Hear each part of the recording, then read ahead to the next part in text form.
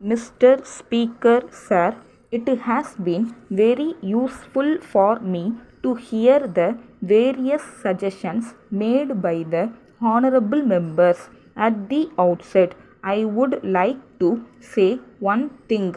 Though there may be some defects here and there, I must make it clear that this country may be proud of the achievements made in the setting up of the steel plants. It must be remembered that we had a very low level of production when we began our steel plant. But now I am glad to say that our production is about 5 times. All this has been achieved in a short period. We must bear in mind that if we have to set up such huge plants, it requires a lot of experience which we did not have. But it would not have been right on our part to give up the effort because we had some difficulties. I am glad that this country took the risk of starting these big projects, and I am proud to say that today there is so much of activity and also economic growth. At the same time, I may assure the House that I will always insist on increasing the efficiency of our public sector projects and doing our best so that we may place before the world what a country like ours can do in these things. Now, I will deal with the criticisms made in regard to the raw materials. It has been said that there were some kinds of steel which were not available for the agriculturist. I agree with that criticism. I think it should be our effort to meet the needs of agriculturists. It is sad that we have not been able to meet the requirements of agriculturists in this regard. There is no doubt that it is our duty to meet them as much as possible.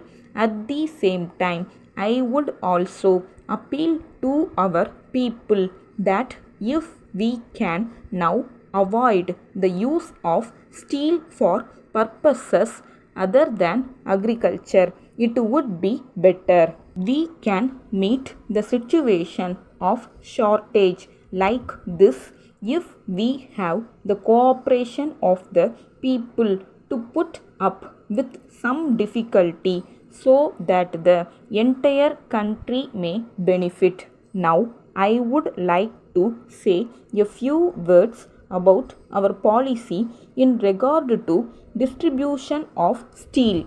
It has been our policy so far to make allocation of steel to the state directorates, who in turn distribute such things to the agriculturists and others.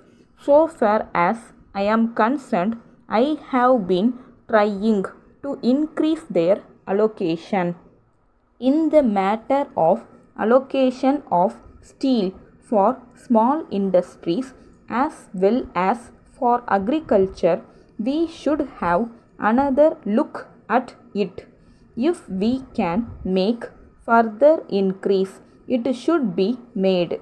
As a matter of fact, today the position of steel is easier, and I may assure the House that as soon as possible we shall meet these demands as something of great importance for purposes of economic development. Letter from the Standard Ribbon Works, Mumbai, to Messrs. Shaw and Company, Ahmedabad. Dear sirs, in future you need not throw away your worn out typewriter ribbons.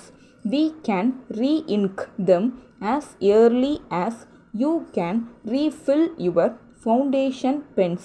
If you examine one of your used and apparently useless ribbons, you will notice that the fabric is not worn out at all.